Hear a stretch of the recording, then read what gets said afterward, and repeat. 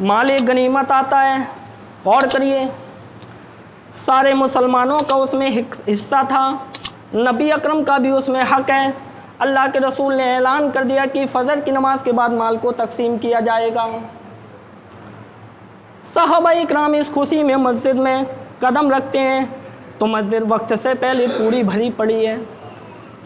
अल्लाह के रसूल नमाज पढ़ाने के लिए अपने घर से निकले और अपनी प्यारी बीबी, चहीती बीबी हज़रत आयशा सिद्दीक़ा से कहते हैं, बीबी तुम चूल्हे को ठीक कर लो, तुम लकड़ियों को रख लो, अभी जाता हूँ और हम भी अपना हिस्सा लेकर अभी वापस आएंगे। हमारे घर में भी 15 दिन से चूल्हा नहीं जला, हम भी जाएंगे और अपना हिस्सा लेकर आएंगे। अल्लाह के रसूल नमाज पढ़ाने के लिए निकले, नमाज पढ़ी और लोगों को उनका माल, उनका हिस्सा देना शुरू कर दिया। आपको भी 2 थैले मिले, आप अपना थैला और अपना हिस्सा लेकर जैसे ही अपने घर की तरफ बढ़ते हैं, हदीस की किताबें कहती हैं नबी अकरम जैसे ही अपने घर की तरफ बढ़े, सड़क की तरफ पहुंचते हैं, इतने में 2 छोटे छोटे बच्चों ने जनाब मोहम्मद रसूलुल्लाह के दोनों हाथों को पकड़ लिया। यहाँ नजरें डाली तो 9 साल का बच्चा, यहाँ नजरें डाली तो 10 या 11 साल का बच्चा। एक कहता है आए अल्लाह के रसूल मेरी माँ मुझे छोड़ के चली गई, दूसरे ने कहा मेरे बाप का इंतकाल हो गया। एक कहता है मेरे घर में 7 दिन से चूल्हा नहीं जला, दूसरा कहता है मेरे घर में 10 दिन से चूल्हा नहीं जला। नबी अकरम के हाथों की गिरफ्त ढीली पड़ने लगी। आपने एक थैला उस बच्चे को दे दिया और एक थैला दूसरे बच्चे को दे दिया, और जब तक आप उन बच्चों को देखते रहे, जब तक कि वो बच्चे आपकी नज़रों से ओझल ना हो गए। मेरे प्यारे साथियों, उसके बाद में नबी अकरम अपने घर पर बढ़ते हैं, जैसे ही दरवाजे को दस्तक देते हैं, अल्लाह की कसम हज़रत आयशा सिद्दीक़ा मुस्कुरा कर भागती हैं कि आज तो नबी अकरम भी अपना हिस्सा लेकर आए होंगे, आज तो मेरे प्यारे सरताज भी अपना हिस्सा लेकर आए होंगे। जैसे दरवाजे को खोलती हैं, नबी अकरम दाखिल होते हैं, अस्सलामु अलैकुम। अम्मी आयशा की ज़बान से ये जुमले निकलते हैं, वालेकुम अस्सलाम। उसके बाद में हज़रत आयशा सिद्दीक़ा की नज़रें नबी अकरम के उन खाली लटके हुए हाथों पर पड़ती हैं, फरमाती हैं आए मेरे शौहर, आपने कहा था चूल्हा ठीक कर लो, मैंने कर लिया, आपने कहा था लकड़ियाँ रख लो, मैंने रख ली, आपने कहा था चूल्हे को पोत लो, मैंने पोत लिया। आए अल्लाह के रसूल आपका हिस्सा कहाँ चला गया? फरमाया मेरी बीबी आयशा ना पूछो। फरमाया नहीं अल्लाह के रसूल आपको बताना पड़ेगा आपका हिस्सा कहाँ चला गया।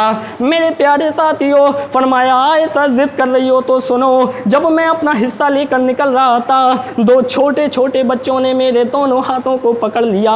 यहाँ नजरें डाली तो 9 साल का बच्चा, यहाँ नजरें डाली तो 10 या 11 साल का बच्चा। एक कहता है मेरी माँ मुझे छोड़ के चली गई, दूसरे ने कहा मेरे बाप का इंतकाल हो गया, एक ने कहा मेरे घर में 7 दिन से चूल्हा नहीं जला, दूसरे ने कहा मेरे घर में 10 दिन से चूल्हा नहीं जला। आयशा सिद्दीक़ा तुम जानती हो मैं अपनी और अपने घर वालों की भूख को बर्दाश्त कर सकता हूँ, लेकिन किसी यतीम बच्चे को भूखा देखना मुझे गवारा नहीं होता।